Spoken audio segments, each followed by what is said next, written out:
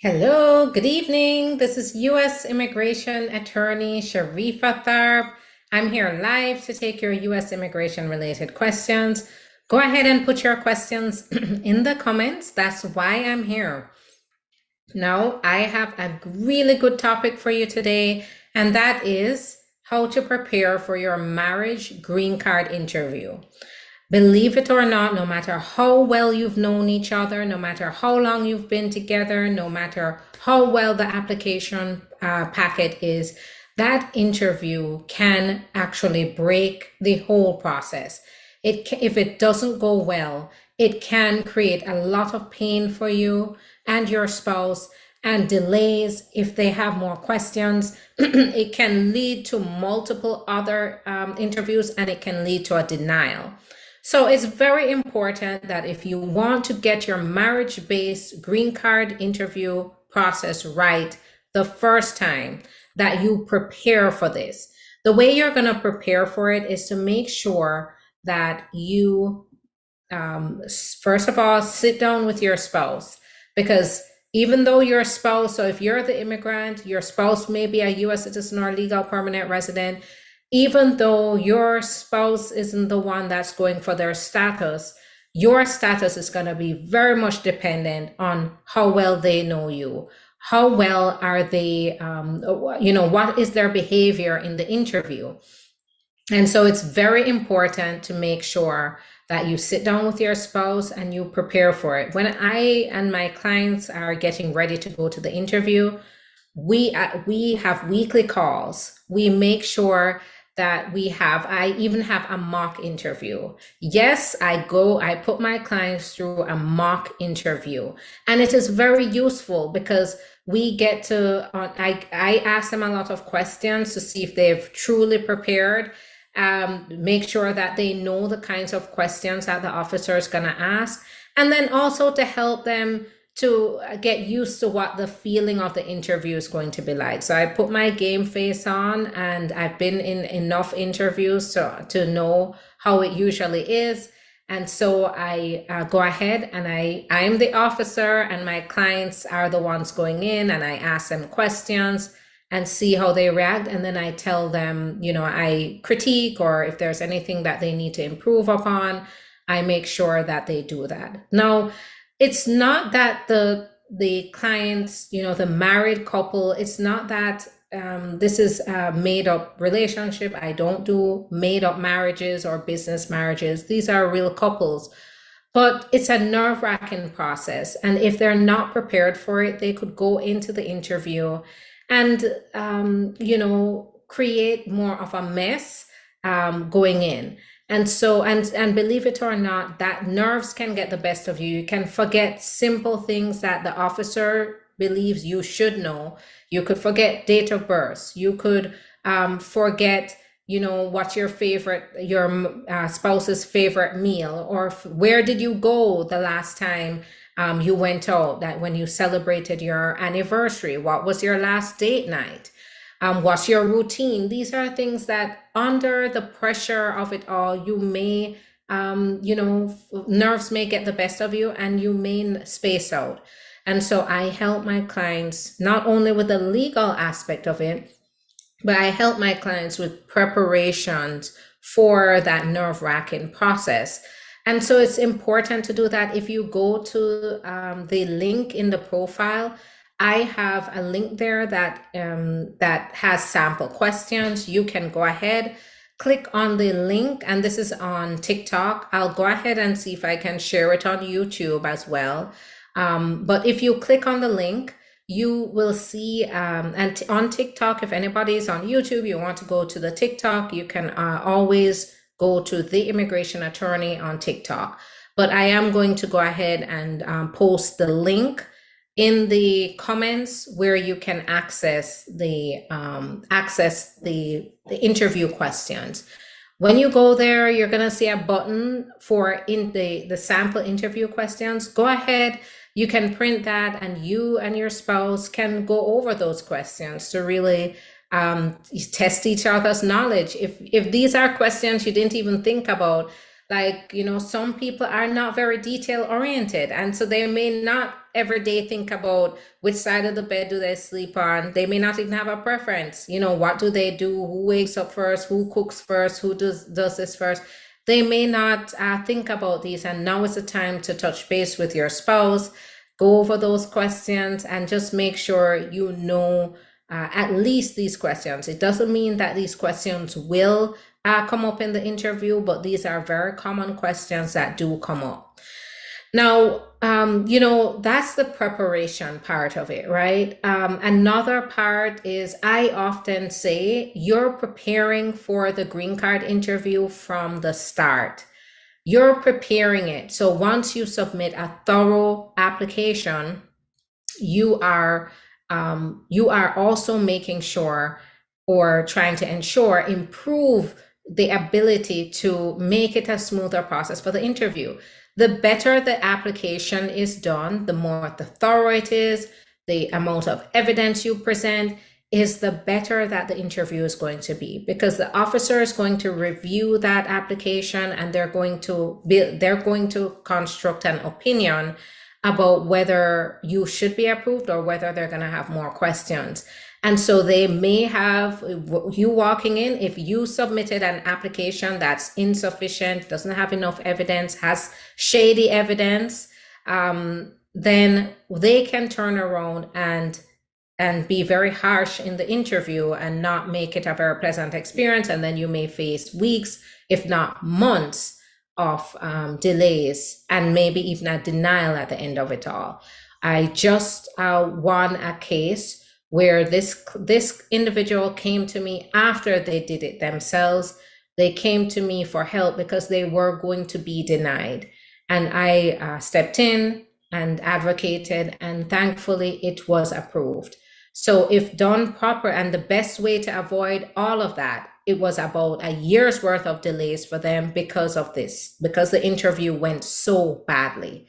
So once the application is done correctly, and then on top of that, you go to the interview, that's when you're going to do well, and it's going to be a smoother process.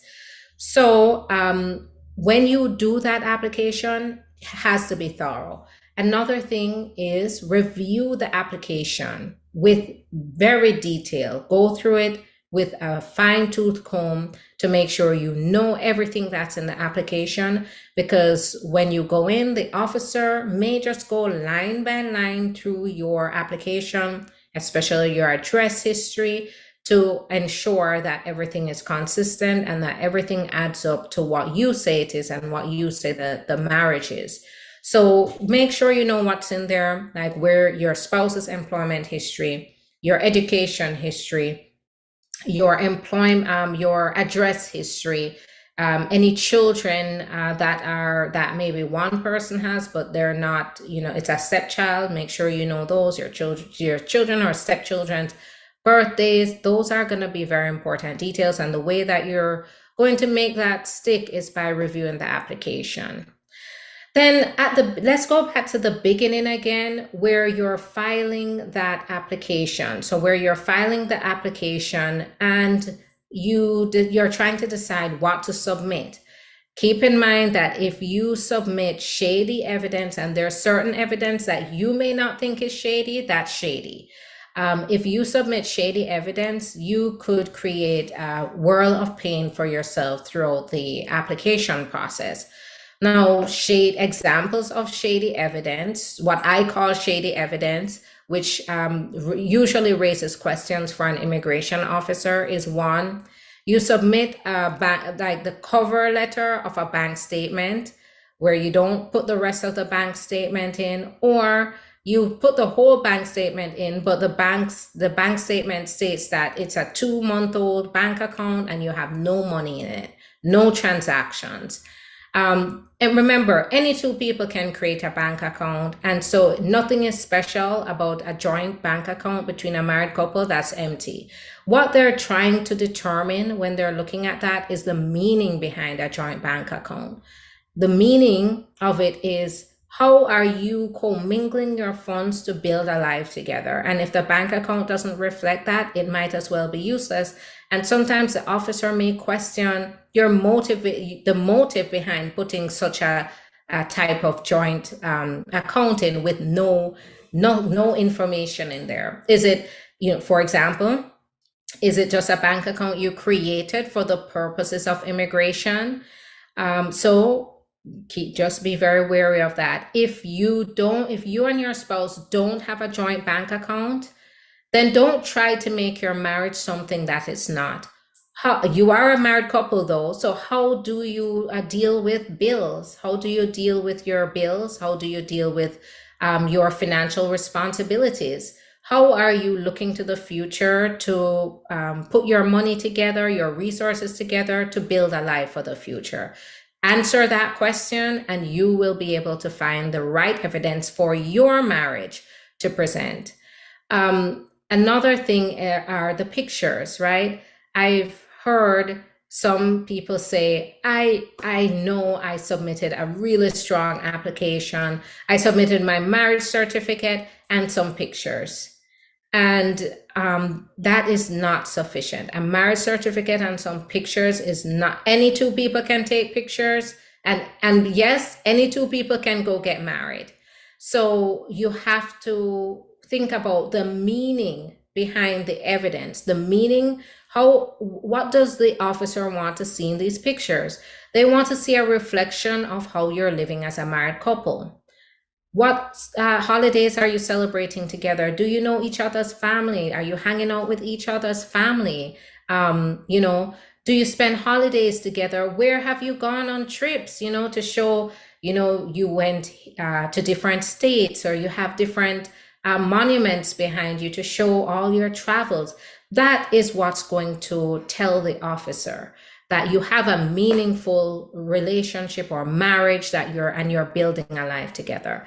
But the shady pictures, right? And there are some type of shady pictures, and the shady pictures are usually where you have one outfit on and you're all over the place in the one outfit, or it's clear that you took all the pictures in one day because maybe you have the same hairstyle and same clothes and same hairstyle, or different clothes, same hairstyle, and then different backgrounds. If that's the case, that's shady. Because if you're a married couple, it also means that you're supposed to spend time together. And new couples, or even maybe an old couples, you like to take pictures together. You like to share, to be able to take pictures for the moment, not necessarily for immigration. But once again, if they see a pattern like that, they're gonna think you took it for, you went ahead and took it for immigration purposes. So these are the types of evidence that you have to be wary of and really think about, is it useful for your application? Not because marriage-based process is not a one-size-fits-all. It's not a one-size-fits-all process, and so you should never treat it that way. You should look at your marriage and make sure that you are not conforming to this one-size-fits-all notion of what a marriage is, but that you're presenting meaningful evidence that shows that your marriage, you're building a life together. And that comes in different forms, right? For example, you may not have a joint bank account, but do you exchange Cash App and Zelle? If that's the case, then you should focus on your Zelle or your Cash App instead of a joint bank account. Because nowadays, maybe in the 1950s, that would have been a thing, but nowadays, women and men, or couples, it doesn't have to be women and men, same-sex couples, you have different ways of allocating your financial resources and commingling and arranging and exchanging. And so it's not going to be, just a joint bank account and everything coming out of that bank account. All right, so that's it for me. Go ahead and check out the link in the profile, and you're going to see a button that leads you to get sample questions for the marriage-based interview. I I really look at my representation of couples through this process as I take a very holistic approach. So I take a lot of the stress off of couples and I put the application together. I get to know the couples. I put the petition together with all the relevant, meaningful evidence, and I create solid, thorough applications for the process, and then I carry them through to the green card process. So if you are interested and you want to be represented, you want to make sure that you do it right, that you don't have any, expose yourselves to any unnecessary risk, you can always go to the link in the profile. It's going to take you to the website where you can go ahead and book your appointment. You can call. So there's a button to book your own appointment. You can call. There's a scheduling coordinator available to help you there as well. There's a contact form and online chat. So many different ways to get in touch.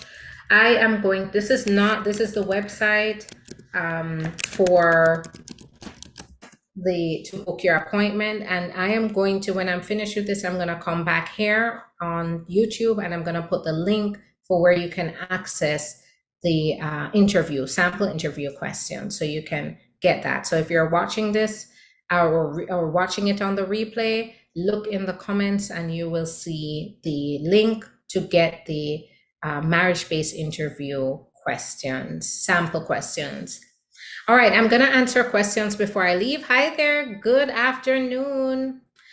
Where did you send the sample questions for interview? Is it green card interview? Is the same question in removal of conditions? So it might be a little different for removal of conditions, because remember, with the green card interview, they're more, they're investigating from the start.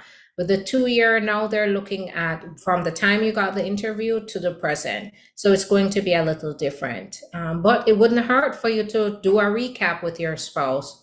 Now, Wilson, I'm going to go ahead and post it afterwards because it was an afterthought on my end to share this. On TikTok, you can go to the link in the profile, but on here, I'm going to share it in the comments. So when I come off, I'm going to when I'm finished with the live, I'm going to go on and just add that for you. All right, let's see here. So my wife signed AOS for signed forms over 2 months ago. She left for wood forms. So this is where you have to schedule a consultation. You should not be submitting any forms against any forms that someone is not consenting for you to submit. But you may have options. I just have to understand what's going on. So that's where it's very important to schedule the consultation, because I don't understand. I don't know if your spouse left. So you said for military. So is it that they left and they're in the military, but they still intend to go through the process with you? So go ahead, schedule that consultation. If your spouse is still with you and signed the forms and you're preparing the forms, and they understand, they fully consent to you submitting the forms, then that may be an okay, but I don't know what your situation is. However, if your spouse left and abandoned you, then at that point, you should not be submitting any forms against their consent. You need their consent. So if you're really struggling here, if in doubt, schedule a consultation. That's very important. You can do that by going to the link in the profile, protect yourself, invest in yourself, and do that. You deserve to make sure everything goes well in your process. And a part of that is getting the legal advice you need. All right. How much is the consultation? It's $150 for up to an hour. And I really get in depth. So, I could figure, I can hear everything that's going on in your case and then legally advise, and then tell you how to move forward, and can even represent you if you opt for that. But you should get started on that consultation. Go to the link in the profile. Everything is there that you need to schedule that consultation. All right, I'm heading on over to Instagram, and then at around 5 o'clock, I'm going to go ahead and add that link to YouTube. So it will be here on the replay. Look out for the link in the comments, and then you can join me tomorrow where I will come back and we can talk again about a topic, and you can come with your questions and we can go from there. I'm the immigration attorney on Instagram. You can follow me there. I do lives there at 4:30 as well. So join me there where we can, you can ask your questions. If you're thinking about a question and I didn't get to you, or you didn't get to ask, go there and you can ask your question there. All right. Have a good one. Thanks for joining me. Bye-bye.